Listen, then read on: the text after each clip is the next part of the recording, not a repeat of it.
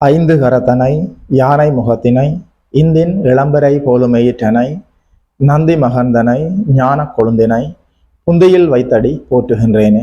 நமக்கு ஜோதிட ஞானத்தையும் கிரியா யோகத்தையும் தந்த குருமார்களுக்கு நன்றி. ஜோதிட சொந்தங்களுக்கு வணக்கம்.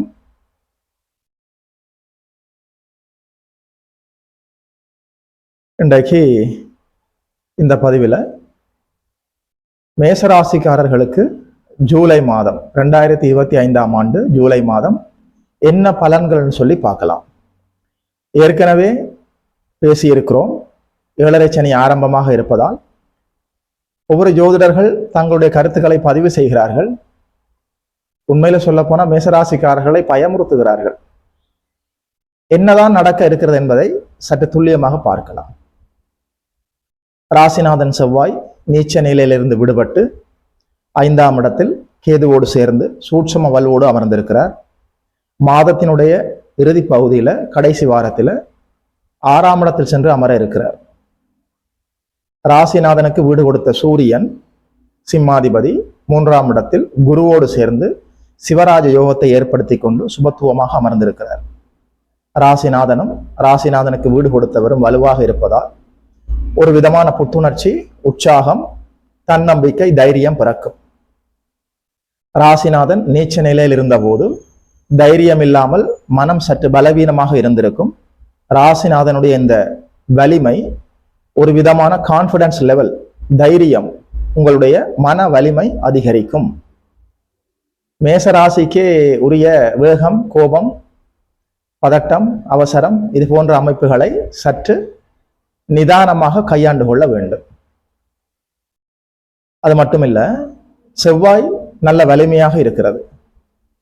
இளைய சகோதரர்களை குறிக்கக்கூடிய 3ஆம் இடம் நல்ல வலிமையாக இருக்கிறது, சுபத்துவமாக இருக்கிறது. அங்கே சிவராஜ யோகம் ஏற்பட்டிருக்கிறது. குருநாதர் அங்கே இருந்து சுபத்துவப்படுத்தி கொண்டு இருக்கிறார்.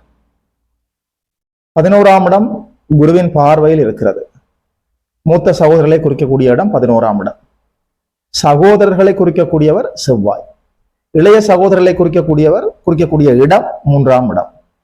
செவ்வாய் 3ஆம் இடம், 11ஆம் இடம் இது போன்ற அமைப்புகள் எல்லாம் சுபத்துவமாக நல்ல வலிமையாக இருக்கிற போது உங்களுடைய சகோதரர்கள் சம்பந்தப்பட்ட வருத்தங்கள், கவலைகள், மனஸ்தாபங்கள் அப்படியே விலகும். சகோதர ஒற்றுமை அதிகரிக்கும். உங்களுக்கும் உங்கள் சகோதரர்களுக்கும் இடையில் இருந்த கருத்து வேற்றுமைகள் அப்படியே நீங்கி நல்ல பரஸ்பரம் புரிதல் அதிகரிக்கும். சகோதரர்களுக்கும் உங்களுக்கும் இடையில நல்ல அன்பு பிறக்கும். அவர்களால நன்மையும் ஆதாயங்களும் வெற்றிகளும் ஏற்படும். அது மட்டும் இல்ல, 2ஆம் இடத்துல சுக்கிரன் அமர்ந்திருக்கிறார். 2-7க்கு அதிபதி 2ஆம் இடத்தில் மாளவியா யோகத்தில் ஆட்சி பெற்று நல்லபடியாக அமர்ந்திருக்கிறார். 2ஆம் இடத்துல ஒரு மாபெரும் சுபர் தனாதிபதி 2ஆம் இடத்திலேயே அமர்ந்திருக்கிற போது வருமானத்திற்கு எந்த குறையும் இருக்காது. தங்குதடை இல்லாமல் நல்லபடியாக வருமானம் வரும். குடும்பத்துல நிம்மதி இருக்கும். நல்லபடியாக குடும்ப அங்கத்தவர்கள் உங்களோடு ஒற்றுமையாக இருப்பார்கள். நீங்களுமே குடும்ப அங்கத்தவர்களோடு நல்லபடியாக ஒற்றுமையாக இருப்பீர்கள். அது மட்டும் இல்ல, உங்களுடைய வார்த்தைகளுக்கு, உங்களுடைய பேச்சுக்கு நல்ல அங்கீகாரம் கிடைக்கும். 2ஆம் இடம் வலுவடைகிறது. 7ஆம் வீடு குருவின் பார்வையில் இருக்கிறது. 3ஆம் இடம் குருவின் இருப்பால் சுபத்துவமாக இருக்கிறது. 11ஆம் இடம் குருவின் பார்வையில் இருக்கிறது. அதாவது 2, 3, 7, 11 குறிப்பாக 3, 7, 11ஆம் இடங்கள் வலுவடைகிற போது திருமண வாய்ப்புகள் கைகூடி வரும். 2ஆம் திருமணத்திற்காக காத்து கொண்டிருந்தவர்களுக்கு நல்லபடியாக வரணமையும். முதல் திருமணத்திற்காக காத்து கொண்டிருப்பவர்கள் சற்று நிதானமாக செயல்பட வேண்டும். ஏனென்று சொன்னால், குருநாதர் 3ஆம் இடத்தில் மறைந்திருக்கிறார். நல்ல வரன் வரும். 1க்கு 2 தடவை நல்லபடியாக பொருத்தங்களும் பார்த்து நல்லபடியாக எல்லா விதிமுறைகளுக்கும் உட்பட்டு அவசரப்படாமல், அவசர குடுக்கைத்தனம் காட்டாமல் முதல் திருமணம் செய்பவர்கள் நிதானத்தை கடைபிடிக்க வேண்டும். அது மட்டும் இல்ல, 3ஆம் இடத்துல குருநாதர் அமர்ந்திருக்கிற போது, 3ஆம் இடம் என்று சொல்கிற போது உங்களுடைய முயற்சி ஸ்தானம், இளைய சகோதர ஸ்தானம், உங்களுடைய தைரியம், தன்னம்பிக்கை 3ஆம் இடம், உங்களுடைய சிறுதூர பயணங்கள் 3ஆம் இடம், அக்கம் பக்கத்திலே இருக்கக்கூடியவர்கள் 3ஆம் இடம். அது மட்டும் இல்ல, 3ஆம் இடம் நல்லபடியாக சுபத்துவமாக மலர்ந்து வளர்ந்து சுபத்துவமாக இருக்கிற போது ஒரு விதமான தன்னம்பிக்கை, புத்துணர்ச்சி, எதையும் செய்ய முடியும் என்ற நம்பிக்கை பிறக்கும். அது மட்டுமில்ல 11ஆம் இடமும் குருவின் பார்வையில் இருக்கிறது, 7ஆம் இடமும் குருவின் பார்வையில் இருக்கிறது. 7, 11ஆம் இடங்கள் குருவின் பார்வையில் இருக்கிறது. சூரியன் வலுத்திருக்கிறார். ராசிநாதன் நல்லபடியாக சுபத்துவமாக 5, 6ஆம் இடங்களோடு தொடர்பு கொண்டு வலிமையாக இருக்கிறார். இது போன்ற சூழல்கள்ல தந்தை வழி அமைப்புகளால நல்லபடியாக எல்லா நன்மைகளும் ஏற்படும். 9ஆம் இடமும் குருவின் பார்வையில் இருக்கிறது. பூர்வீக சொத்துகளில் இருந்த சிக்கல்கள் எல்லாம் நல்லபடியாக அப்படியே தீர்ந்து, அதில் இருக்கிற சிக்கல்கள் பிணக்குகள் எல்லாம் அப்படியே தீர்ந்து, அதாவது நீதிமன்ற தீர்ப்புகள் உங்களுக்கு சாதகமாக வருவதற்கு ஒரு வாய்ப்பு இருக்கிறது. 9ஆம் இடம் வலிமையடைந்திருக்கிறது. தந்தையை குறிக்கக்கூடிய சூரியன் சிவராஜ யோகத்தை ஏற்படுத்தி கொண்டு குருவோடு சேர்ந்து சுபத்துவமாக அமர்ந்திருக்கிறார். அரசு வழி நன்மைகள் ஏற்படும். அது மட்டும் இல்ல, அரசு தேர்வுகளில் நீங்கள் நல்லபடியாக தேர்வெழுதி அதில் சித்தி பெற முடியும். அது மட்டும் இல்ல, அரசு வேலைக்காக காத்து கொண்டிருந்தவர்களுக்கு ஜூலை மாதம் நிறைய மேசராசிக்காரர்களுக்கு அரசு வேலை கிடைக்கும். அரசியலில் இருப்பவர்களுக்கு ஆதாயங்களும் வெற்றியும் லாபமும் நிச்சயமாக இருக்கும். அது மட்டும் இல்ல, ஜூலை மாதம் நடுப்பகுதியில சூரிய பகவான் குருவிடமிருந்து விடைபெற்று 4ஆம் இடத்துல புதனோடு வந்து அமரப்போகிறார். ஜூலை மாதம் 15ஆம் தேதிக்கு பிறகு. ஜூலை மாதம் 18ஆம் தேதி அளவில் புதன் வக்ரமடைய இருக்கிறார். கல்வி கற்றுக்கொண்டிருக்கிற மாணவர்களுக்கு உண்மையில ஜூலை மாதம் பொற்காலம் என்றே சொல்ல வேண்டும். நல்லபடியாக கல்வியில் நீங்கள் முன்னேற்றமாக போகலாம். குடும்ப பெண்கள், இல்லத்தரசிகள் மன நிறைவோடு நிம்மதியாக வாழலாம். 2ஆம் வீடு, 2ஆம் இடம், சுக்கிரன் எல்லாமே வலிமையாக இருக்கிறது. செவ்வாய் நல்ல வலிமையாக இருக்கிறது. நீச்ச நிலையிலிருந்து விடுபட்டு விட்டது. குடும்ப ஒற்றுமை மேலோங்கும். வாழ்க்கை துணையால் நிம்மதியும் மகிழ்ச்சியும் கிடைக்கும். 18ஆம் தேதிக்கு பிறகு புதன் வக்ரமடைகிற போது, அதாவது முக்கியமான முடிவுகள் ஏதாவது மேசராசிக்காரர்கள் எடுக்க வேண்டும் என்று சொன்னால் 18ஆம் தேதிக்கு முன்பாக எடுத்து விடுவது ஓரளவுக்கு நற்பலன்களை தரும். உடைய பிறந்த ஜாதகத்துல புதன் வக்ரம் அடைந்திருந்தால் சிக்கல்கள் இல்லை. உடைய பிறந்த ஜாதகத்துல புதன் வக்ரம் அடையாமல் இருக்கிற போது, கோச்சாரத்தில் புதன் வக்ரம் அடைகிற போது முக்கியமான முடிவுகள் எடுப்பதை தவிர்ப்பது நல்லது.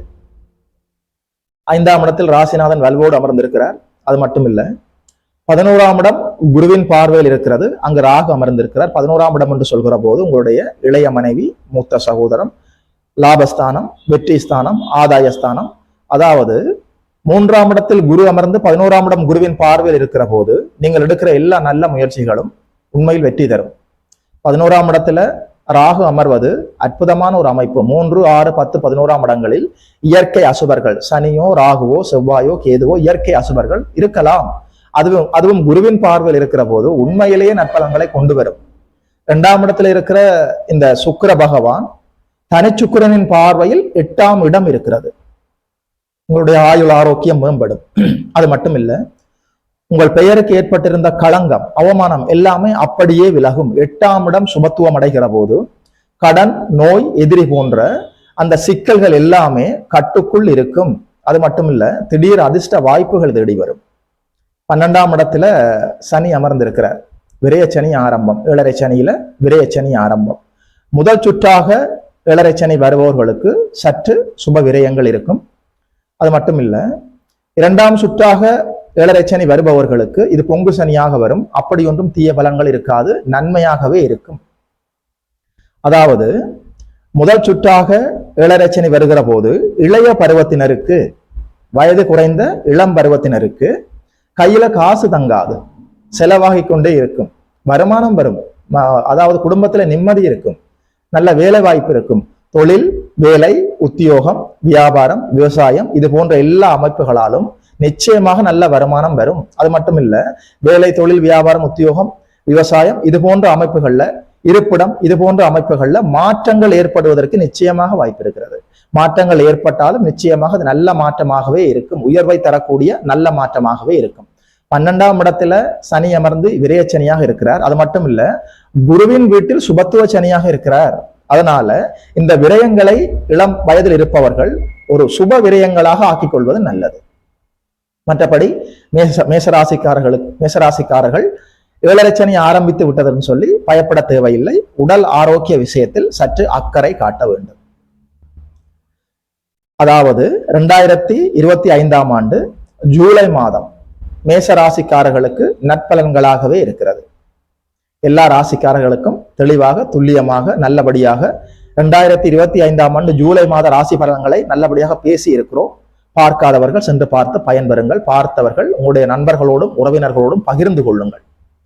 யோகி மதன் அஸ்ட்ரோ சென்டர் யூடியூப் சேனலை சப்ஸ்கிரைப் செய்திருக்கின்ற அனைத்து தோழர்களுக்கும் தோழிகளுக்கும் என் மனப்பூர்வமான நன்றிகள். இதுபோல இன்னும் ஒரு அற்புதமான வீடியோவில் சந்திக்கிறோம். நமஸ்காரம்.